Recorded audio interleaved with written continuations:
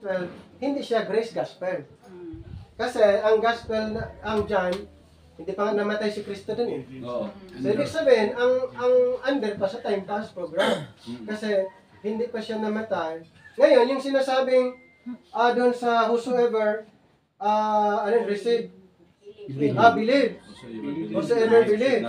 Ang whosoever doon, hindi kasamang Gentiles doon. Oo. Kasi, tignan po natin, di ba ang Panginoon ipinadala sa lordship ng Israel? Kaso lang, nireject siya. Kaya yun yung option. Kung sino na lang sa kanila ang maniniwala. Kaya mayroong nabuong little flock. Little flock, mga Israel lang din. Mga Israel lang din. So yung little flock ay ang kingdom sa kanila na. Pakibasa, Luke 12:32. Ang ano na ngayon, ang kingdom hindi na sa whole Israel. Doon na lang sa remnant. Sige po, Luke 12:32. Basa? Fear Yan. not, little flock, for it is your Father's good pleasure to give you Yan. the kingdom. Bakit sa little flock na lang? Di ba Israel sana yon? Hindi na. Dahil si Kristo ay kanilang ni-reject.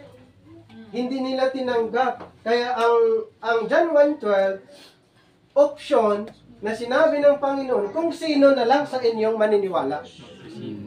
Okay? So may naniniwala na buo ang little flock. Ngayon, pagbabalik ang Panginoon, hindi na sa buong Israel. Doon na lang sa remnant. Basahin natin, Romans 9:27. Isaiah also crieth concerning Israel, though the number of the children of Israel be as the sand of the sea, a remnant shall be saved. Remnant na lang. Nakuha niyo po? Believing. Ayan. Yung na-mention kanina ni Pastor, yung James, di ba? Yun yung pinaka-ano. Ang James po ay hindi po grace teaching. Yung James ay law teaching pa rin. Okay? Yung biruin, i-required na ipakita sa gawa mo. Yung gawa na yun, base sa batas. Hindi ka pwede na, ito yung gawa ko eh. Dapat ibabase sa batas para siya ituturing righteous. Diba? Kaya ang requirements under the law, ang James kasi under na dito. Ito po sa ages to come, from Hebrews to Revelation, ages to come. Ang but now, Romans to Philemon. Ang Genesis to the book of John, part ng Acts under the time pass. But now, Romans to Philemon. Ages to come, from Hebrews to Revelation. Ang tanong, sino ang audience ni James? Israel. Basahin no, James 1:1. Yes. Ang James 1:1, ang audience ni James, hindi tayo. Basahin nyo, James 1:1. Kasi alamin natin, sino ang audience niya? James, a servant of God, Huh? and of the Lord Jesus Christ, to the 12 To the 12 tribes. of Israel scattered abroad. So, ang James, hindi siya pwedeng gamitin natin as our instruction. Bakit? Dahil isinulat siya doon sa Israel, the 12 tribes who were scattered abroad. So, yung writings ng James at saka Hebrews to Revelation ay written to the Israelites, the believing Israel who were scattered abroad. Ang teaching po under sa atin, yung matatagpuan lang sa apostol natin. Si James, hindi siya apostol under grace. Isa lang ang apostol under sa time na ito na si Pablo ang apostol natin bilang hintil. Nakuha niyo po? Kaya ulitin ko po, ang paggamit ng verse, dapat talaga, maging careful. Kasi kahit marami tayong verse, pero naghahalo naman yung mga verses, ito yung good news. Aayusin. Tama?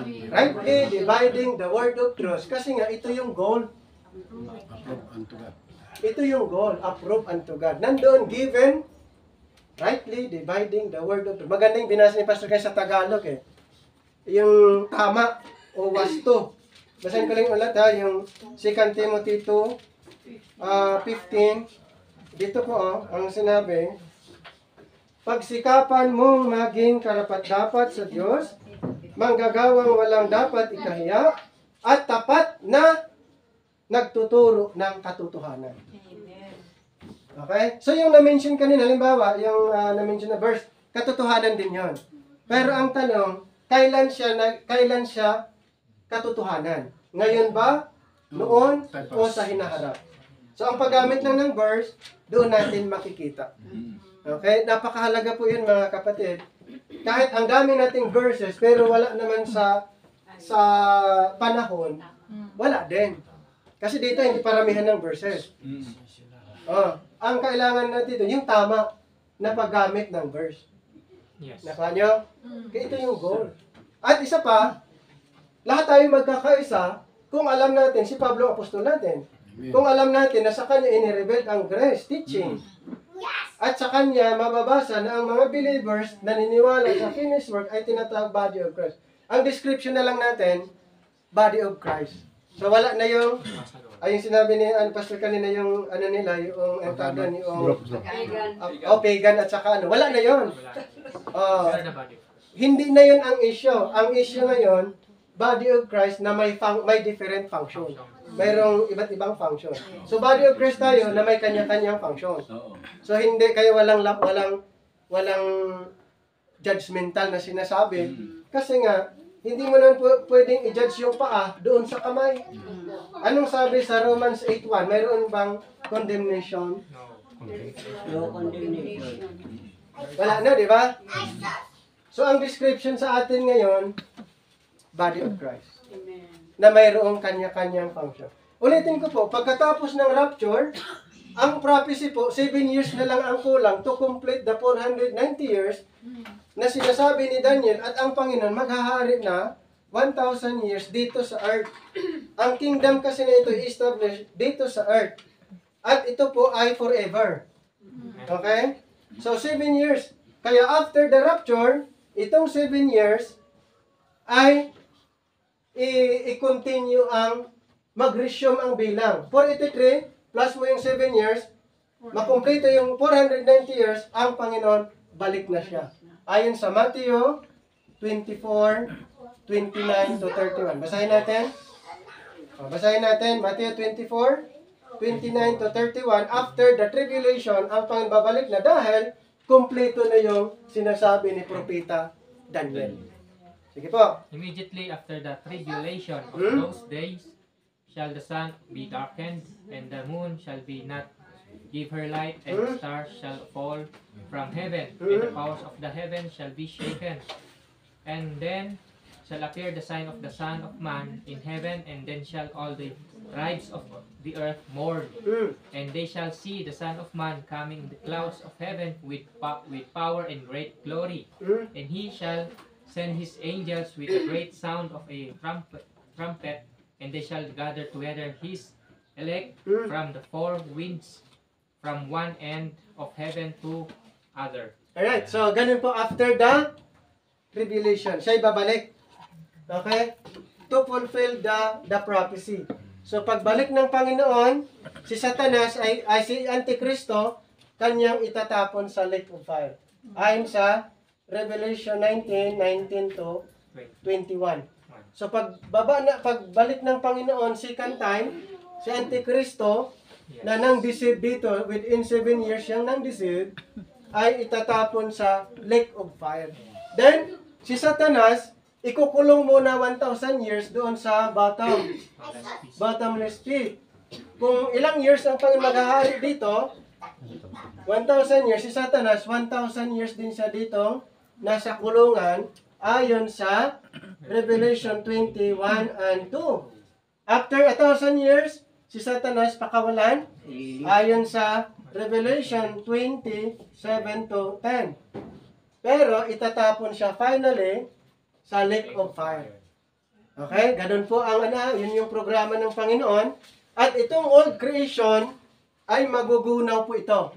Ay dinescribe lang din dito sa Revelation 27 to 10, and then sa 2 Peter. Magugunaw po ito, 2 Peter chapter 3 verses 10 to 13. Ang mundong ito, then ang gagawin din ng Panginoon, lahat ng unbelievers bubuhayin diyan, mag-resurrect sila, haharap sa Great White Throne Judgment ayon sa Revelation 11 to 15. Then, ang mga unbelievers, itatapon lang din sa lake of fire. Lahat ng unbelievers galing dito, haharap sa Great White Throne Judgment. Nakuha niyo po? And then itatapon sa lake of fire. Ang good news, ang Panginoon mag-create siya ng new heaven para sa citizens in heaven. Mag-create siya ng new earth dahil dito po sa earthly program. Yung mga kingdom believers. So, ang mag-exist sa eternity, may tatlo. Pangatlo yung lake of fire. Okay, pero minsan nating narinig, ano lang, heaven at saka hell. Bakit pa ang Panginoon nag-create ng new earth kung hindi pala kasama? Pero kasama po yan kasi ang Panginoon mayroon siyang program dito sa earth, mayroon siyang programa dito sa heaven, and then yung sa lake of fire, lahat ng unbelievers. Doon sila itatapon. Nakuha niyo po? So kailangan lang natin maunawaan ang buong picture ng Bible. From Genesis to Revelation, at alamin natin kung saan tayo banda sa Bible para hindi yung nag-pick up kahit saan-saan, ang gulo yun. Kaya si Apostle Paul, napaka-stricto. Anong sabi niya? Galatians 1, 8 to 9. Napaka-stricto niya. Huwag haluan. Yes. Sige, Galatians 1, 8 to 9. But though we or an angel from heaven preach any other gospel unto you than that which we have preached unto you, let him be accursed. As we said before, so say again now again, if any man preach any other gospel unto you than that we have preached, let him be So pwede accursed. bang mahaluan? Hindi. Hindi. So kung ang programa dito under the law, ang salvation is by works. Nakuha niyo po, performance-based acceptance, more on works. Kasi nga, ito, kaya si James, nire-required ni James, na ipakita mo, kung ikaw may paniniwala, ipakita na may gawa. Hindi po basta-basta magpakita ng gawa, kundi kung hindi nakasulat sa batas. Dapat, yung gawa niya ay nakalink sa batas. Punta tayo sa James, chapter 2, verse 10. Yes. James 2:10. Kasi ang issue dyan, batas. Pagbabasahin mo pababa, doon yung ni-required na, sige, pakita mo sa akin yung gawa mo. Di ba? Sige, sa 2:10 muna. Whosoever shall keep the whole law, Oh. will yet offend in one point, he is guilty of all. Oh. Oh, di ba? Tapos, Guilty. pupunta ka dun sa yung ni-required ni James na dito sa chapter 2 pa rin. Oh, yung sinabi ni Pastor Rodney kanina. Kasi ito, bakit ito kailangan nating i-settle? Dahil ito yung ginagamit ng iba. Nagiging judgmental tuloy si Pastor. Kasi si Pastor ng tagatingin, ikaw wala kang gawa. Dapat may hawak siyang 613 para ibabase doon na mayroon siyang na-violate. Iwala naman, ayon lang sa kanyang assumption. Pastor, dagdag ako kasi related doon, ano? Sige po, go ahead, Pastor. May fit ako. Mm-hmm. Oo. Diba ang fit dapat sana 100%? Tama, Pastor? Kay Hesus Kristo. Okay.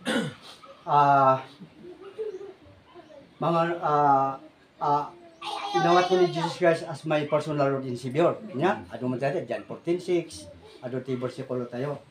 Pero, dahil nga pamatik, kat 95% nga grace. Pero, the 5% inayong ko ito works. In other words, hasta nga 95% by grace, 5% work. Okay. Nukitan tayo na dyan, kasi lang nga cocktail. Amen? Amen? Cocktail na dyan, by works nga kan Naluan. grace, oo, halo. Okay.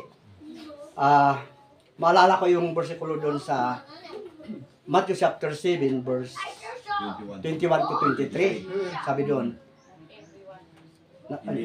not all who says, Lord, Lord, will enter the kingdom of God, but only those who says, yung gumagawa only those who, ng Diyos. ano yun? Only those, iparaphrase mo? Gumagawa Only ng those, ng Diyos. that's the will of the God. Mhm. In paraphrase, nayon ako na, even though you executed many miracles, still pa lang, Surrenders. no matay kakat sumango ka ni Apo Diyos, ibaga na pa lang I don't know you. Go away, devil doers. So apply kanya yun kasi parang cocktail ang ano ko eh. Paano yun, Pastor?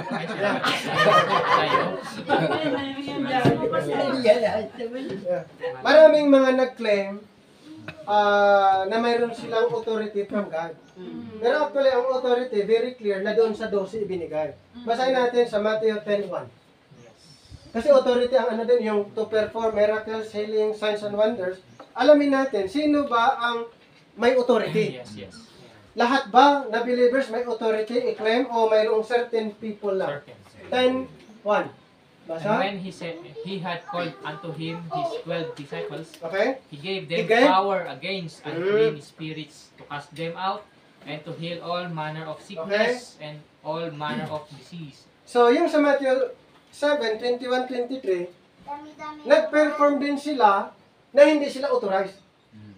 Isan galing yung power? Ay, sabi na hindi ko kayo kilala. Ang reklamo nila, Panginoon, gamit namin ang iyong pangalan eh. Nag-perform kami. Panginoon, gamit ang pangalan, nagpagaling kami. Panginoon, gamit ang pangalan, nagpalayas kami ng demonyo. Ang authorized lang po 12.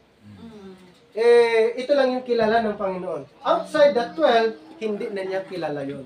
Ang tanong, saan galing yung power? Kay Satanas na. Si Satanas po ay kaya niyang mag-perform. Okay? So, Pastor, mix yung Greece at saka loko. So, Mix na. hindi ako genuine na Christian.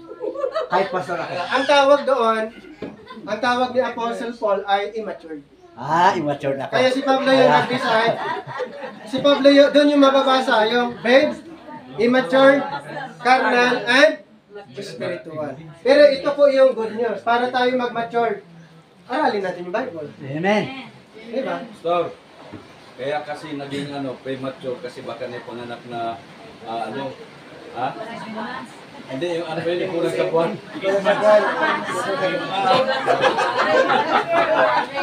Hindi, yung Parang, premature. parang description. Pero yun nga, ito yung time.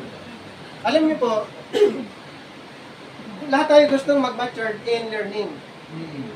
At ito po yung mag-identify, katulad na na-identify ni Pastor, alam niya na naihalo yon. Kaya pag malaman niyo agad na naghalo yung teaching, dahil alam niyo yung method. Pero kung hindi alam ng method ng audience, mag-amen lang yan. Amen ng amen lang yan. Pero pag kayo yung nandun, hindi kayo mag-amen. Mag-alangan. Kasi nga, alam niyo yung paggamit ng word. Amen. Sigurado na. Amen. Ito yung time. Kaya mayroon tayong Bible school.